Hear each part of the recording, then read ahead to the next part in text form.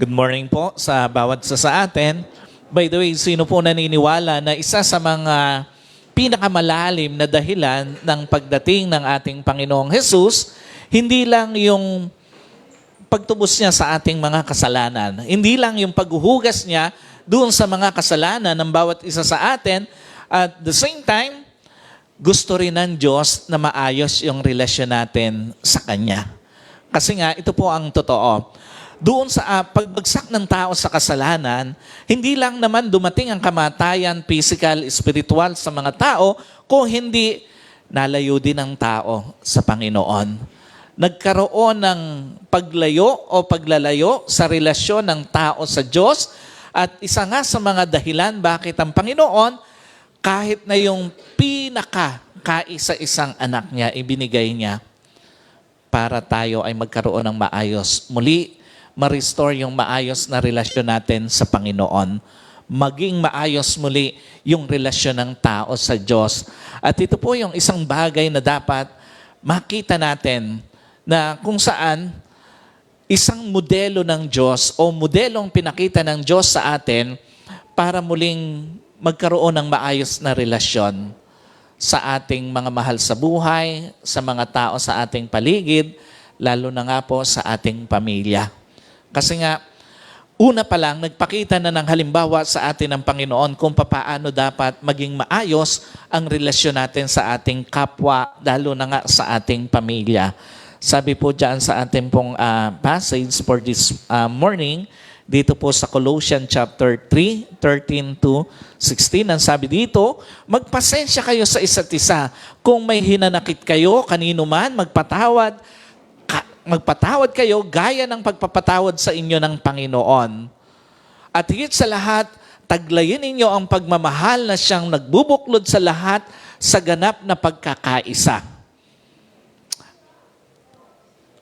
Paghangarin ninyo o paghariin ninyo sa inyong puso ang kapayapaang kaloob ni Kristo, sapagkat iyan ang dahilan kung bakit kayo tinawag sa iisang katawan, magpasalamat kayong lagi.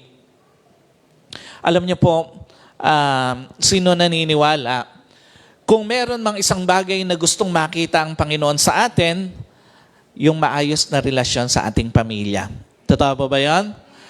Kung meron mang isa sa mga gustong makita ang Panginoon sa atin, maayos yung relasyon ng asawa sa kanyang asawa, maayos ang relasyon ng magulang sa kanyang mga anak, maayos ang relasyon ng kapatid sa kanyang mga kapatid.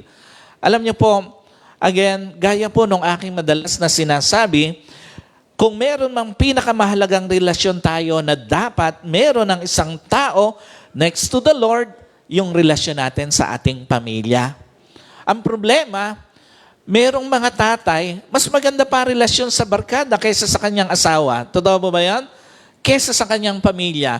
May mga nanay, mas maganda pa relasyon doon sa kanyang mga kaibigan kaysa doon sa kanyang pamilya. At may mga anak, mas maganda pa relasyon doon sa kanyang mga kabarkada kaysa doon sa kanyang magulang, sa kanyang nanay, sa kanyang tatay.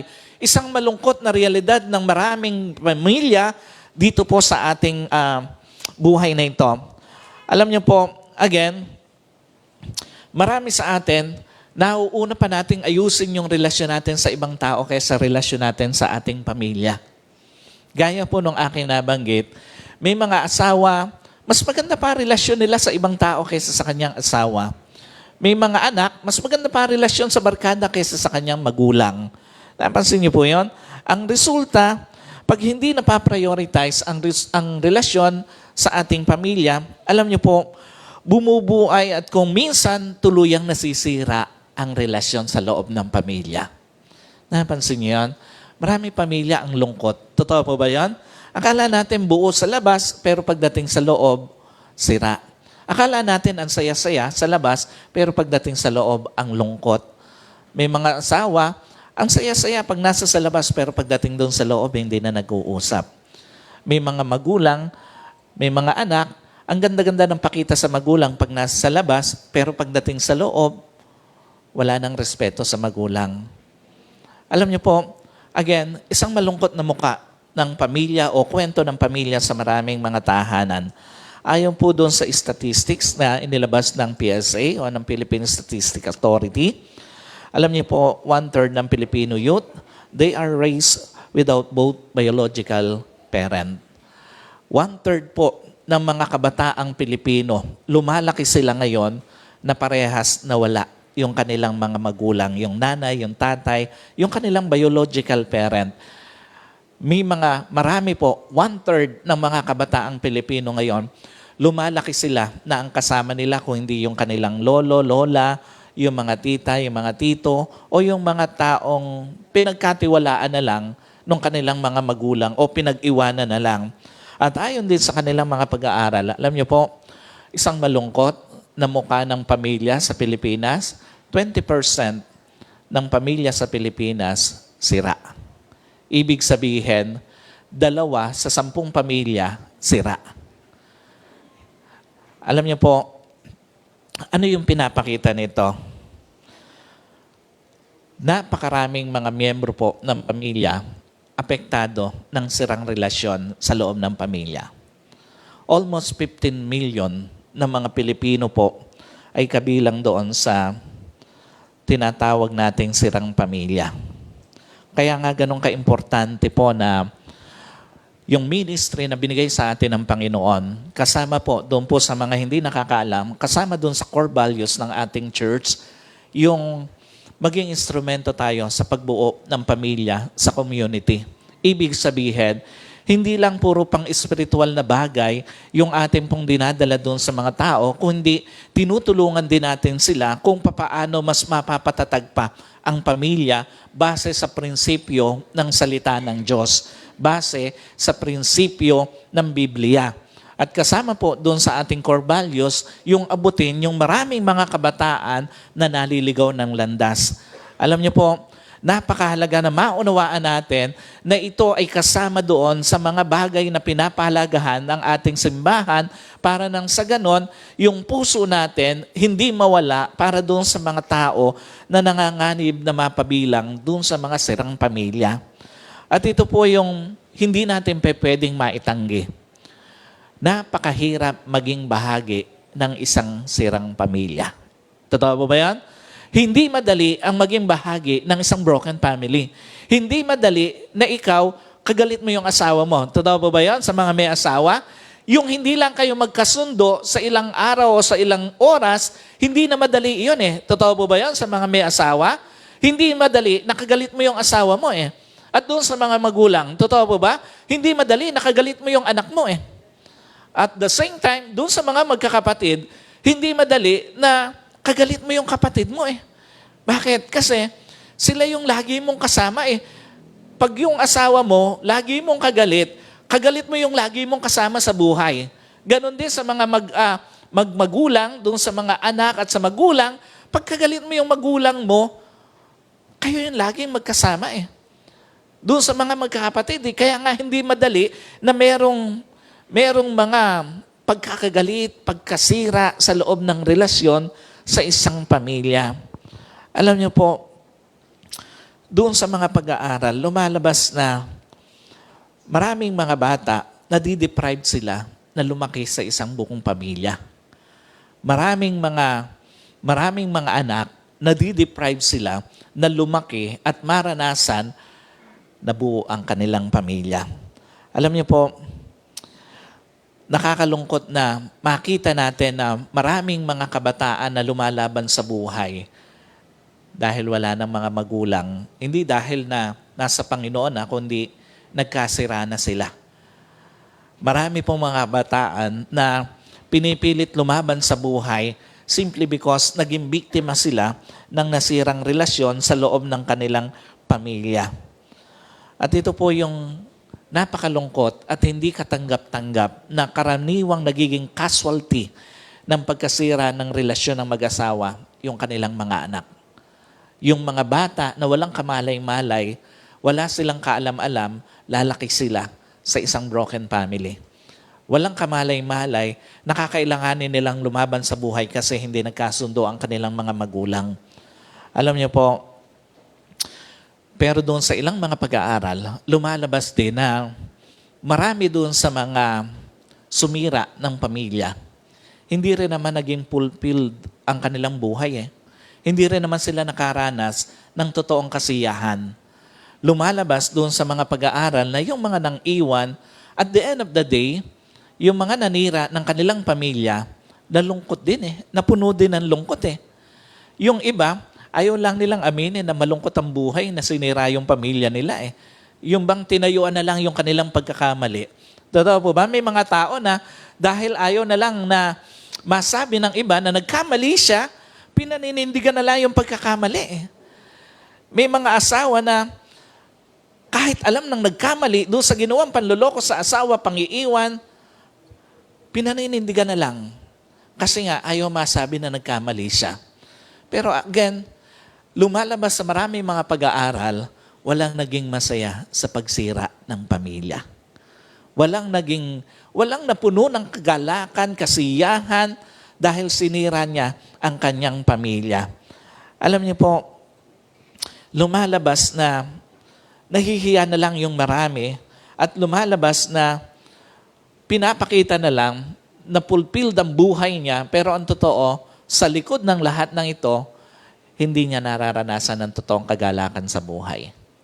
Yung mga taong nansira ng pamilya nila, ng relasyon sa loob ng pamilya, alam niyo po, wala naman talagang totoong sumaya doon Kung ikaw ay nanay na sinira mo ang pamilya mo, hindi ka naman talaga totoong sasaya. Kung ikaw ay tatay, sinira mo yung pamilya mo, hindi ka naman talaga sasaya sa buhay At kung ikaw ay anak na hindi ka naman kahit kailan, hindi ka nagbigay ng kagalakan sa pamilya mo, sa mga magulang mo, lagi ka na lang nagre-rebelde, lagi ka na lang na sumasagot sa magulang mo, hindi ka naman totoong sasaya sa buhay At the end of the day, ang dami mong pagsisisihan. Lahat po ng mga taong nanira ng relasyon sa loob ng pamilya, hindi kailanman sumaya sa kanilang buhay. Kaya nga, tandaan niyo po, kung meron man pinakadapat ingatan tayong relasyon, dapat yung relasyon mo yun sa pamilya mo. Kung ikaw ay asawa, pinakadapat iniingatan mong relasyon sa asawa mo. Kung ikaw ay anak, pinakaiingatan mo dapat yung relasyon mo sa magulang mo. Na bago mo ibigay yung paggalang sa iba, ibigay mo muna sa mga magulang mo. Doon sa mga asawa, bago mo ibigay yung pagmamahal mo sa ibang tao, dapat ibigay mo muna doon sa asawa mo. Alam niyo po, again, isang ilusyon lang na sasaya ka kapag sinira mo ang relasyon mo sa pamilya mo. Isang ilusyon lang na magkakaroon ka ng fulfillment sa buhay kapag sinira mo yung pamilya mo. At doon sa mga anak, isang ilusyon lang na magtatagumpay ka kahit nasira ang relasyon mo sa magulang mo. Kahit wala kang paggalang, wala kang pagrespeto, isang ilusyon lang na isang araw magtatagumpay ka. At the end of the day, lahat ng hindi nagkaroon ng totoong paggalang, pagrespeto, pagpapahalaga sa relasyon sa kanilang pamilya, lalo na sa mga anak, hindi rin naman nakaramdam ng totoong tagumpay sa buhay. So, ano pinapakita rito? Alam niyo po, una, doon sa mga mag-asawa, hindi pwedeng sirain mo ang relasyon mo sa iyong asawa and at the end of the day, magiging successful ka o makakaramdam ka ng totoong success sa buhay. No, walang totoong naging successful sa pagsira ng relasyon sa asawa niya. Sa mga anak, at the end of the day, mapupuno ka ng kalungkutan kapag hindi mo natutunang irespeto, igalang, yung magulang, pahalagahan yung relasyon mo sa magulang mo. So walang totoong naging successful sa pagsira ng kanilang relasyon sa kanilang pamilya. Alam niyo po, ano pinapakita nito? Lahat ng tao naghahanap na makaranas ng isang mabuting pakikitungo sa loob ng pamilya. Sino po rito, aminado? Bilang asawa, naghahanap ka ng totoong pagpapahalaga mula sa asawa mo. Hindi po kayo naghahanap? Sa mga asawa na nandito, sino gusto niya pahalagahan siya ng asawa niya? Doon sa mga tatay, sino rito, tuwang-tuwa siya kapag inaalagaan siya ng asawa niya. Pero inis na inis siya kapag uuwi siya, wala man lang sinaing, wala man lang magulong-magulo yung bahay. Yung asawa niya nandun sa labas, nakikipagkwentuhan, nakikipagchismisan. Alam niyo po, lahat ng tao, walang tao na hindi naghahanap na mapahalagahan lalo na sa loob ng pamilya. Walang mga magulang na hindi naghahanap na pahalagahan ng kanilang mga anak. Alam niyo po, lahat ng pagpapahalaga na pwede nating ibigay sa ating pamilya, maghahatid sa atin sa pagtatag, sa pagkakaroon ng isang matatag na pamilya.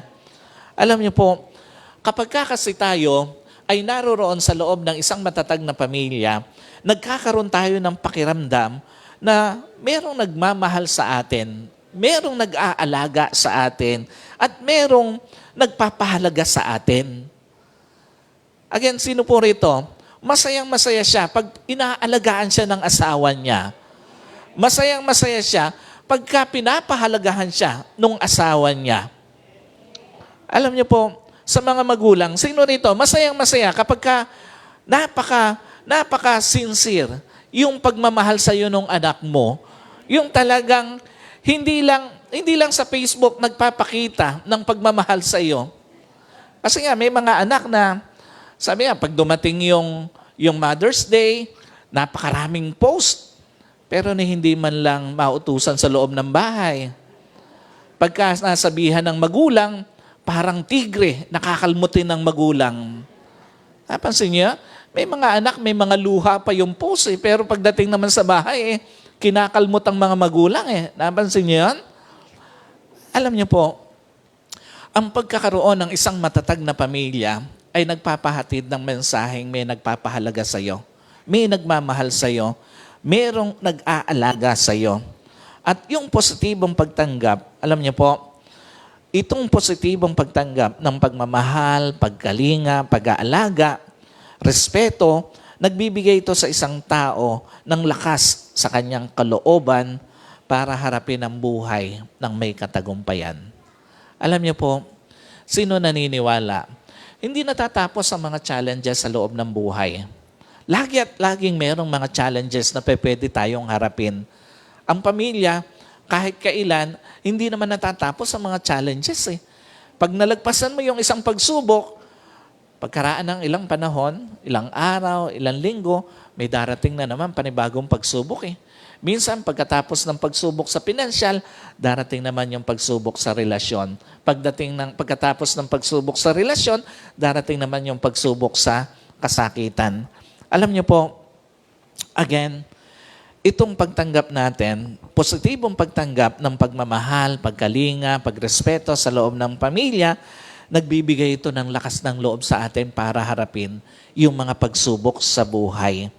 Alam niyo po, again, hindi ka pwedeng maging inspired sa pagharap sa buhay nang nakapaloob ka sa isang sirang relasyon. Lahat ng asawang sira ang relasyon sa kanyang asawa, magulo ang pagsasama, hindi naman naging inspired sa maraming aspeto ng buhay niya o areas ng buhay niya Ang hirap magtrabaho na alam mo, kagalit mo yung asawa mo Totoo ba yan? Ang hirap magtrabaho, ang hirap magpunta sa trabaho at ang hirap umuwi na pag uwi mo, ang daratnan mo, kagalit mo. Totoo ba yan?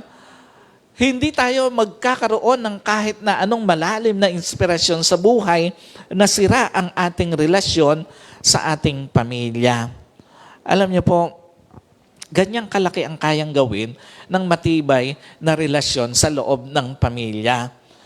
Madali mong mapagtagumpayan ang mga pagsubok sa buhay. Now, ang tanong dito, bakit maraming mga tao bigo silang mag-build ng isang matatag na relasyon sa loob ng pamilya? Unang-una, due to poor communication habit within family. Totoo po ba?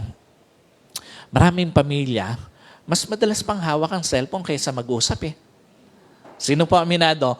Mas marami ka pang oras sa cellphone kaysa doon sa pakikipag-usap sa iyong asawa at doon sa iyong mga anak. Alam niyo po, maraming mga mag-asawa, ang tagal-tagal ng mga inilalaang panahon sa pagsa-cellphone, pero napakaigsi nung panahon kayang ibigay sa asawa. Maraming mga anak, kaya pang mawala sa tabi yung magulang kaysa doon sa kanyang cellphone Napansin niyo? Alam niyo po, gaano kahalaga yung tamang communication sa loob ng pamilya. Doon po sa nabanggit ko before na mga pag-aaral na lumalabas na Maraming mga mag-asawa, maraming mga relasyon ng mag-asawa kulang na kulang sa pag-aaral o sa pagbibigay ng panahon sa pakikipag-usap sa kanilang asawa. Alam niyo po, kung meron man tayong dapat binibigyan ng panahon, lalo na sa pakikipag-usap, dapat yung ating pong pamilya. Ang malungkot lang, minsan, may mga mag-asawa mag-uusap lang pag may problema na eh. Totoo ba yan? Pag walang problema, hindi nagbibigay ng tamang panahon o maayos yung talagang yung panahon na dapat inilalaan sa mag-asawa o sa kanyang asawa. May mga magulang, kakausapin lang ang anak pag may problema na. Alam niyo po, minsan, ang malungkot pa, mag-uusap lang yung mag-asawa pagka magkakagalit eh. Napansin niyo yan? Alam niyo po, isa sa mga dahilan bakit maraming mga pamilya, maraming mga relasyon sa loob ng pamilya hindi matatag sa kakulangan ng tamang communication sa loob ng pamilya. Alam niyo po, maraming relasyon kulang doon sa tamang pagko-communicate. Tandaan niyo po, ang pag-uusap po, tulad ng ibang bagay, kinakailangan sinasadya. Hindi po basta-basta. Sino po rito naglalaan ng panahon para makausap yung asawa niya? Yung mga magulang. Sino rito yung naglalaan talaga ng panahon para kausapin yung kanyang mga anak? Alam niyo po, hindi pa pwedeng by accident saka mo lang kakausapin yung asawa mo, yung anak mo eh. Na kung kailan nyo lang gustong mag-usap, doon lang kayo mag-uusap. Kung kailan lang may pagkakataon, doon lang kayo mag-uusap. No. Ang pag-uusap sa loob ng pamilya, sinasadya siya. Binibigyan ng tamang panahon. Alam niyo po, kailangang i-develop ito sa loob ng pamilya. Dahil, tandaan niyo po, hindi ito basta nangyayari. Dapat yung mga mag-asawa, nagkakaroon ng once in a while, naghahanap ng pagkakataon na mag-usap, lumayo, pumunta sa isang lugar. Sino po rito, may mga ganong schedule sa kanilang relasyon na mag-asawa na once in a while, kayong dalawa lang. Alam niyo po, doon sa maraming mga kinakounsel ko, lagi kong pinabanggit sa kanila, pinapaalala na dapat regularly nagkakaroon sila ng panahon para lumayo, silang dalawa lang, mag-usap, mag-reflect doon sa kanilang relasyon. Alam niyo po, ang relasyon ng mag-asawa hindi dapat nauubos lang sa paghahanap buhay, sa pag-aasikaso sa loob ng bahay. Dapat mas maraming panahon na nilalagi para sa pagpapatatag ng kanilang marriage. Dapat once in a while, lumalayo kayo, namamasyal, nag-uusap. Hindi yung kaya kayo lalayo dahil magkagalit kayo. Alam niyo po, mas maganda na meron tayong inilalaan talagang panahon para balik-balikan yung mga pangyayari sa loob ng relasyon. Doon sa mag-asawa, doon sa isang pamilya, sa mga magulang, sa mga anak. Alam niyo po, dapat may panahon din ang isang pamilya. Kaya nga, ang ganda po na may mga pamilya ngayon na natututo ng magkaroon ng family day. Totoo ba yan? Ang malungkot lang minsan, yung family days tinatapat kung kailan yung simba. Napansin niya? So, alam niyo po, mahalaga na ang pamilya may panahon para sa isa't isa. Yung mag-asawa, yung mga anak sa kanilang magulang. Iwasan yung, at the same time, doon sa panahon na ilalaan natin, huwag naman tayong maglalaan ng panahon para mag-usap, para lang magsumbatan. Huwag namang maglalaan ng oras para balikan lang yung mga mali ng isa't isa. Hindi. Dapat yung panahon na ilalaan sa pag-uusap, pagpapatatag sa relasyon. Hindi yung, kaya kayo mag-uusap, babalikan mo yung nakaraan ng asawa mo. May mga tao kasi, may mga asawa, totoo ba yun? Minsan, ang ganda-ganda ng kwentuhan nyo, pero ang nagiging dulo, yung ginawa mong panluloko sa kanya. Napansin niyo yan? Ang lahat ng dulo ng pag-uusap, meron akong nabasa doon sa lahat ng dulo ng kanilang pag-uusap, yung ginawa niyang panluloko doon sa kanyang asawa. Parang natatawa si Ate Jess. Alam niyo po, minsan, nag-uusap kayo ng ibang tao yung pinag-uusapan nyo, pero ang nagiging dulo, yung ginawa mo sa kanya. May mga asawa, ganun po eh. Pero dapat, pag maglalaan kayo ng panahon sa pag-uusap, hindi ang nagiging dulo, yung ginawang panloloko sa'yo, yung ginawang pagkakamali sa'yo. Hindi ganon. Alam niyo po, dapat, although ini-encourage natin yung transparency, yung honesty, pero wag laging ang dulo, sumbatan, selosan, sakitan. Hindi ganon. Dapat pagpapatatag sa relasyon ng mag-asawa. Alam niyo po, wala namang ibang magpapatatag ng inyong relasyon kundi kayong dalawa lang din sa mga mag-asawa. Doon sa mga magnanay, magtatay, walang magpapatatag ng relasyon nyo kundi kayo lang din naman eh. So, another thing, bakit may mga pamilya nabibigong patatagin ng relasyon sa loob ng pamilya?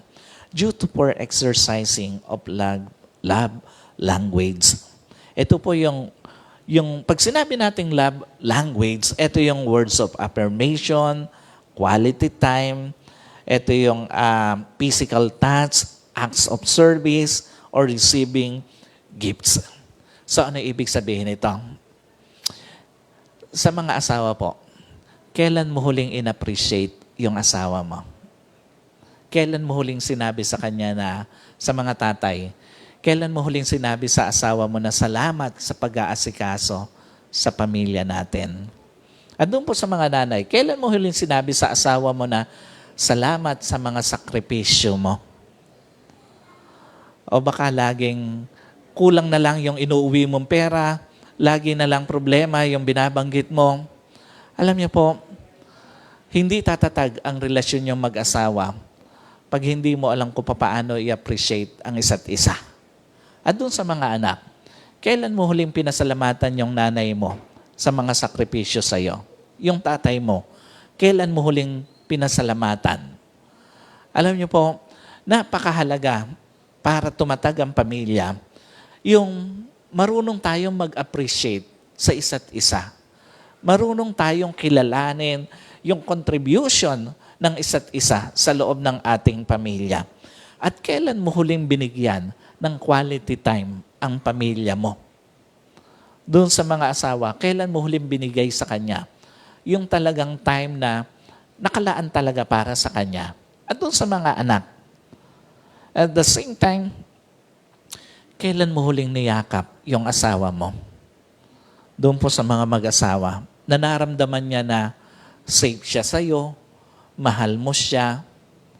Doon sa mga anak, kailan mo huling niyakap yung magulang mo? Nagpasalamat ka, pinaramdam mo na ina-appreciate mo siya. At kailan mo huling pinaglingkuran yung asawa mo?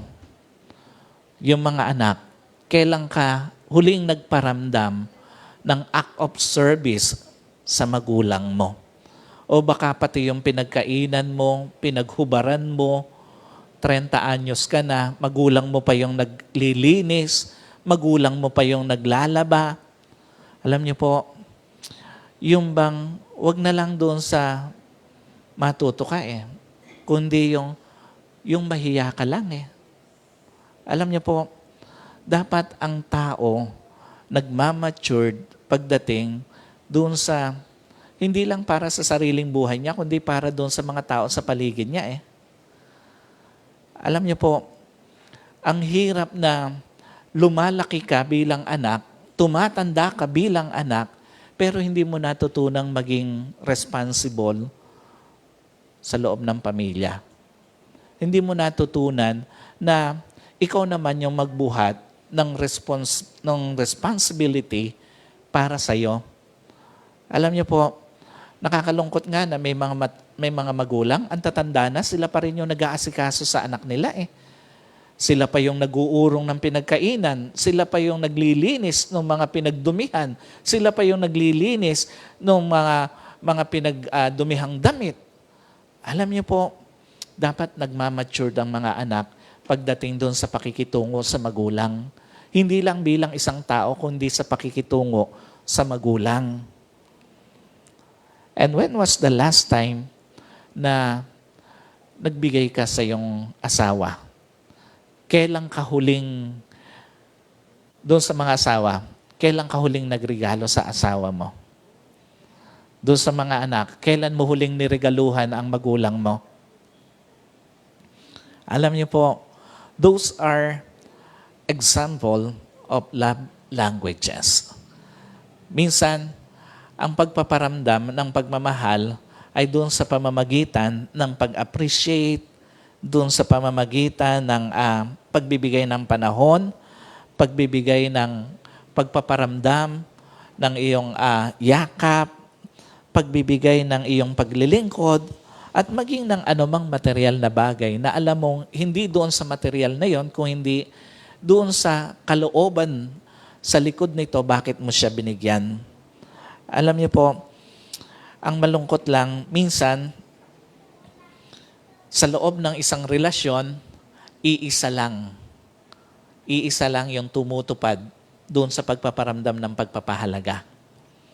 Kaya nga dapat, bago ka maghanap, tiyakin mo ginagawa mo muna to. Doon sa pagpaparamdam po ng mga love languages, tiyakin mo na hindi lang ikaw yung tanggap ng tanggap. Dapat marunong ka rin magbigay. Hindi lang ikaw yung naghahanap ng appreciation, dapat marunong ka rin mag-appreciate. Hindi lang ikaw yung naghahanap ng panahon, dapat marunong ka rin magbigay ng panahon. Hindi lang ikaw yung naghahanap na mapaglingkuran, dapat ikaw din marunong maglingkod sa loob ng iyong pamilya. Ikaw man ay asawa o ikaw man ay anak.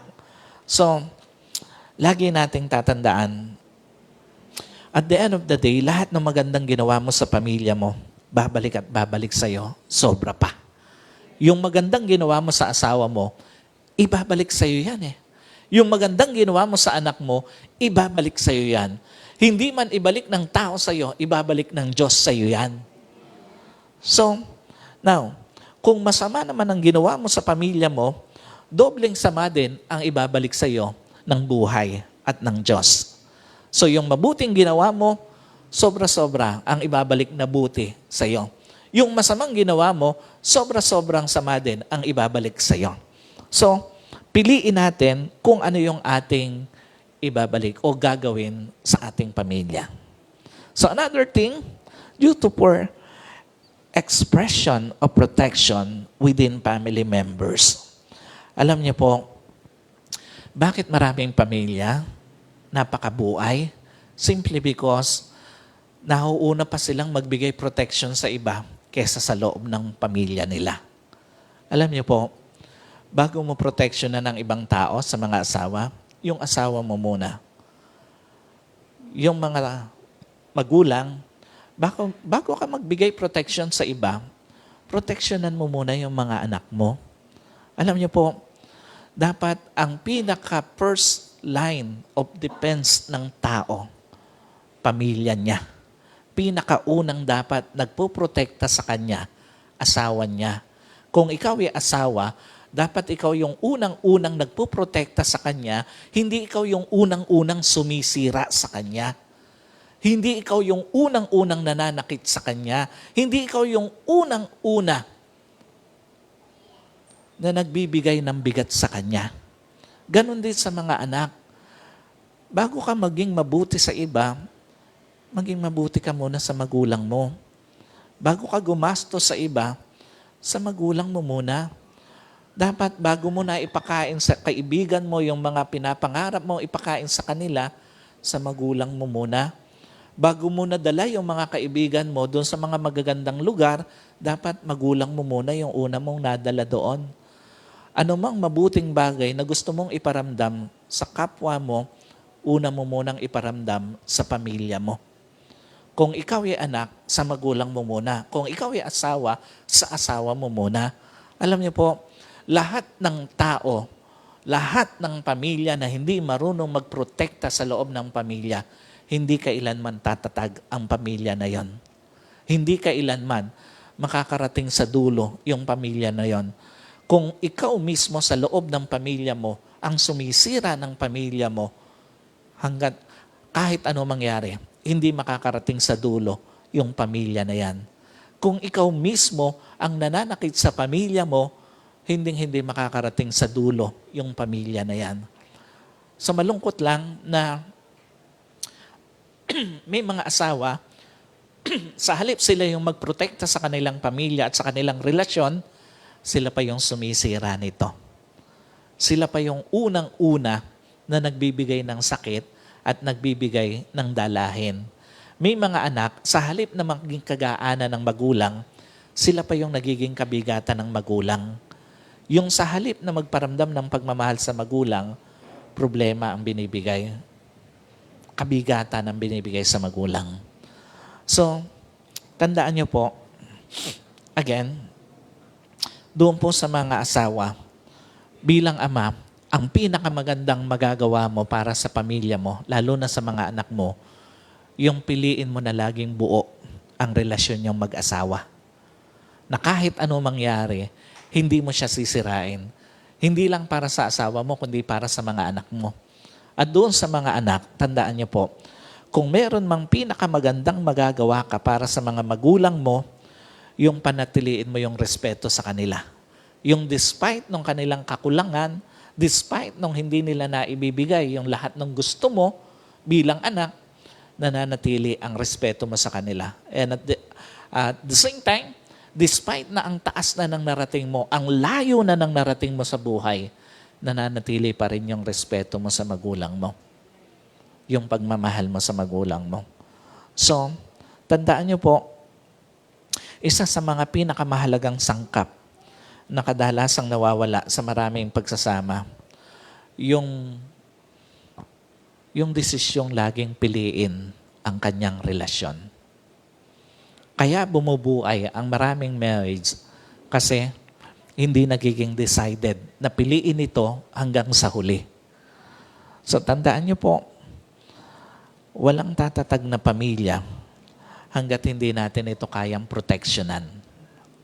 So, now, ang tanong, paano ba magbuo ng isang matatag na pamilya? Some steps to build a strong family ties. Unang-una, be positive when facing family problems. Again, gaya po ng akin nabanggit kanina, hindi naman natatapos ang problema sa pamilya. Totoo po ba yun? Minsan, pagkatapos again ng isang problema, darating uli ang panibagong problema. Ngayon po, wala naman atang pamilya na hindi apektado ng krisis na nangyayari sa Middle East. Totoo mo ba yun? Kahit hindi tayo direktang nando doon, yung mga may mahal sa buhay na nando doon sa Middle East, direktang apektado. At tayo naman na kumukonsumo ng mga produkto galing doon, naaapektuhan din. Sino po rito, mas pinipili na lang na maglakad kaysa doon sa gamitin ng sasakyan minsan? Alam niyo po, hindi madali ang pinagdadaan ng krisis ngayon ng maraming mga pamilya. Sino po rito ramdam na pagka namilis siya, yung dulot o yung epekto ng krisis ngayon? Pag pumunta siya sa palengke, ramdam na ramdam mo yung epekto ng krisis. Alam niyo po, maraming mga tao, may mga pamilya pagdating ng krisis, ang kanilang reaction, gini-give up na lang yung relasyon. Gini-give up na lang ang pamilya. May mga tao, pagdating ng krisis sa loob ng pamilya, ang kanilang ginagawa, kung hindi i-give up, yung mismo mga miyembro ng pamilya ang napagtuunan ng mga masasakit na salita, ng mga masasakit na mga pananalitang hindi dapat binibigkas sa isang asawa o sa mga anak. So ang resulta nito, sa halip tumatag ang pamilya, bumubuhay ang pamilya. So ano tinuturo dito sa atin ng Panginoon? Always learn to choose the best solution in the middle of crisis. Lagi nating piliin yung pinakamagandang solusyon sa gitna ng isang krisis sa loob ng pamilya. Yung bang solusyon na kung saan mas magkakalapit kayong mag-asawa. Hindi kayo paglalayuin ng krisis. Yung solusyon na mas lalalim ang respeto mo sa iyong magulang at pagmamahal sa magulang mo. Yung solusyon na mas mararamdaman ng isa't isa na pinoprotektahan nyo ang isa't isa. Hindi dahil doon sa krisis, nagkakalayo-layo na kayo. At hindi dahil sa krisis, kayo mismo ang nagsasakitan sa isa't isa. Alam niyo po, sa gitna ng isang krisis, mas dapat pinoproteksyonan natin ang pamilya natin. Mas pinoproteksyonan natin yung asawa natin, yung ating mga anak. So do not uphold to share your love, your protection doon sa mga miyembro ng pamilya mo. Dahil tandaan niyo po, kahit gaano pa kasama ang mga pangyayari, kahit gaano pa kagalit-galit ang mga pangyayari, pagdama mo ang pagmamahal ng pamilya mo, matatawid ninyo yung masamang pangyayari na yan. Yung malungkot na pangyayari na yan sa loob ng pamilya. So, another thing, appreciate your family first before anyone else. Again, gaya po ng aking nabanggit, matuto tayong i-appreciate yung mga miyembro ng pamilya natin. Yung ating asawa, yung ating magulang, yung ating mga anak, yung ating mga kapatid. Alam niyo po, gaya nung aking madalas na nababanggit, minsan, mas marunong pa tayong mag-appreciate sa mga tao sa labas kaysa sa mga tao sa loob ng tahanan natin. Bago mo ibigay yung appreciation sa labas ng tahanan, ibigay mo muna to doon sa mga tao sa loob ng tahanan. Sa iyong asawa, sa iyong mga anak, sa iyong mga kapatid, lalo na sa iyong mga magulang. Alam niyo po, pinakamasakit makita sa isang pamilya, yung bang naging estranghero na kayo sa isa't isa. Yung hindi mo na alam kung papaano siya i-appreciate yung mga ginagawa niya sa'yo. Yung lagi na lang na mas nakikita mo pa yung ginagawa ng iba kaysa ginagawa ng pamilya mo sa'yo. Alam niyo po, tandaan natin, kung meron mang pinaka-supportive company na dapat meron tayo, ito yung company of your family members. Dapat sa kanila lagi nanggagaling yung unang-unang suporta. So another thing, para makita natin, maranasan natin ang isang matatag na pamilya, relasyon sa loob ng pamilya, live as it is your last moment. Sino po naniniwala, hindi natin hawak ang panahon sa buhay natin. Yung asawa na kasama mo ngayon, gaya po nung aking madalas na sinasabi, hindi mo alam, pwede pa lang itong linggo na to mawala eh. Hindi, yung magulang na kasama mo ngayon, hindi mo alam na pwede pala na itong linggo na ito mawala. Yung anak na kasama mo, hindi mo alam na ito palang linggo na ito, hindi mo na makakasama.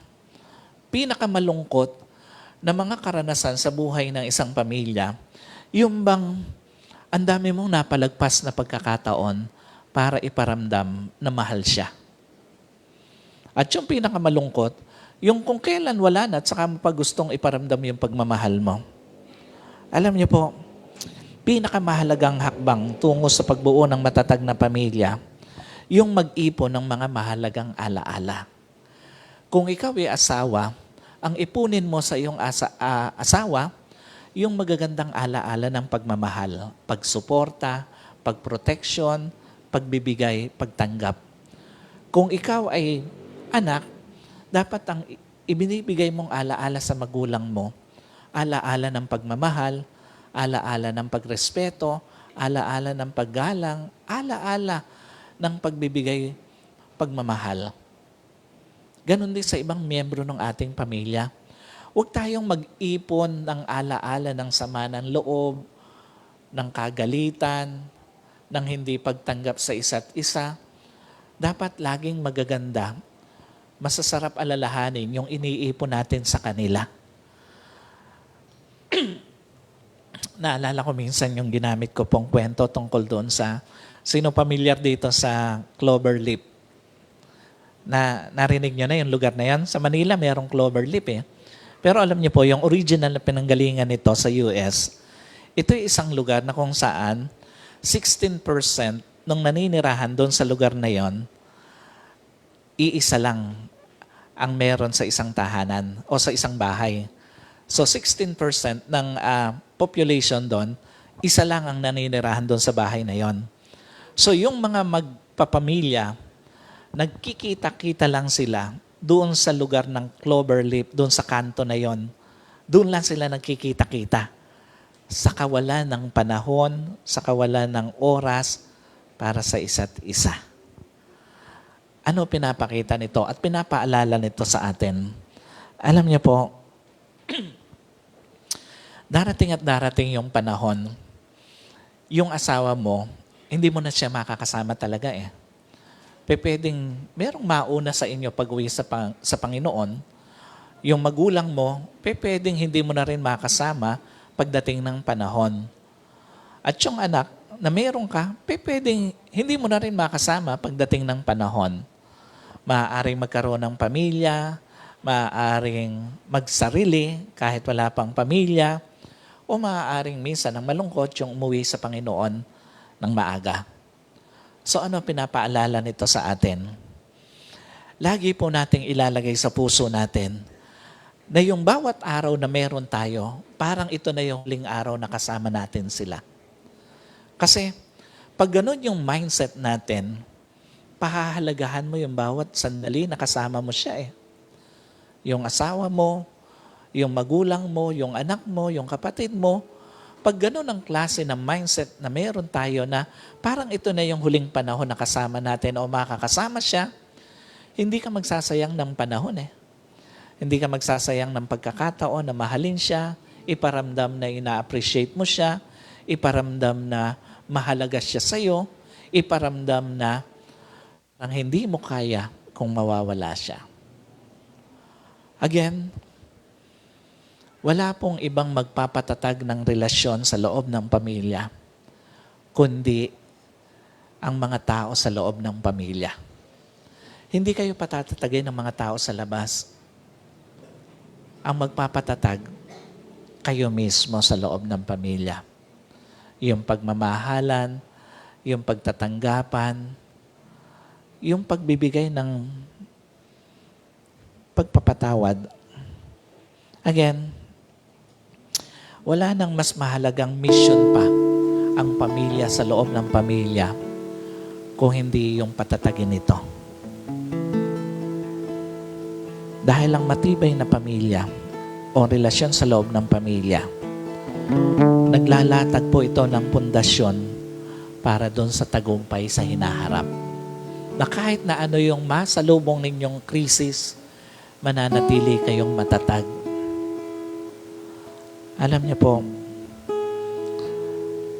lagi nating tatandaan, yung makamtanuman ang lahat sa mundo, kung ang kapalit nito, ang pamilya mo, hindi ka rin magiging masaya. So learn to appreciate your family first before anyone else. But more than that, live as it is your last moment. Huwag nating kalilimutan, 2,000 years ago, yung ultimate expression ng pagpapatawad, ipinakita ng Diyos doon sa krus ng Kalbaryo. God showed us the standard of complete, gracious, and unconditional forgiveness. And most of all, God granted us complete, gracious, and unconditional na pagtanggap. Alam niyo po, kaya nga gaya ng paalala sa atin ni Paul, forgive each other as Christ forgave you. Magpatawaran kayo sa isa't isa kung paanong pinatawad kayo ng Panginoon. Maniwala ka, kaya lang naman nananatiling buo ang isang pamilya kasi mas pinipili nating magpatawaran Mas pinipili nating magtanggapan, mas pinipili natin na magsimula uli pagkatapos ng mga pagkakamali. So church, again, 2,000 years ago, on the finished work of Christ, ipinadama ng Diyos ang totoong diwa ng pagpapatawad. Though we are undeserved to receive forgiveness, God forgave us through the blood of Jesus. 2,000 years ago, on the finished work of Christ, ipinadama ng Diyos ang totoong diwa ng pagtanggap. Though we are undeserved to be accepted, God accepted us through the blood of Jesus. And 2,000 years ago, on the finished work of Christ, ipinadama ng Diyos ang totoong diwa ng pagmamahal. Though we are undeserved to be loved, to receive His love, God loved us by giving us His only begotten Son.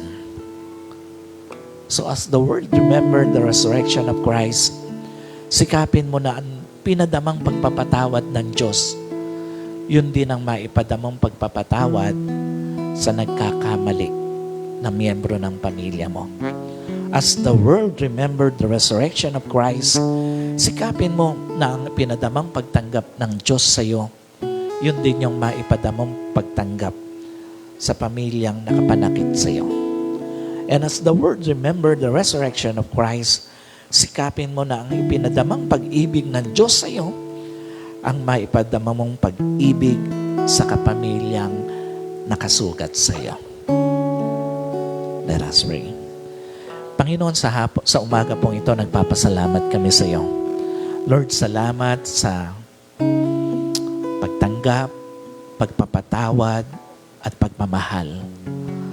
Ito pong mga bagay na ito na pinadama mo sa amin, yun nga din po, nawa ang maipadama po namin sa aming pamilya. Huwag naming sayangin yung pagkakataon na meron kami habang kasama sila para mamahal sila, maproteksyonan, mapahalagahan. Dahil anumang pagpapadama namin ito sa kanila, kung nasa piling mo na sila, Panginoon, wala nang kwenta ang lahat ng yon. Tulungan mo kami na habang naririto pa sa tabi namin, kapiling pa namin, yung mga mahal namin sa buhay, doon namin maipadama sa kanila ang dapat naming maipadama bilang asawa, bilang magulang, bilang anak, bilang kapatid. Salamat po, Panginoon, sa iyong paalala sa umagang ito, sa pangalan po ng aming Panginoong Jesus.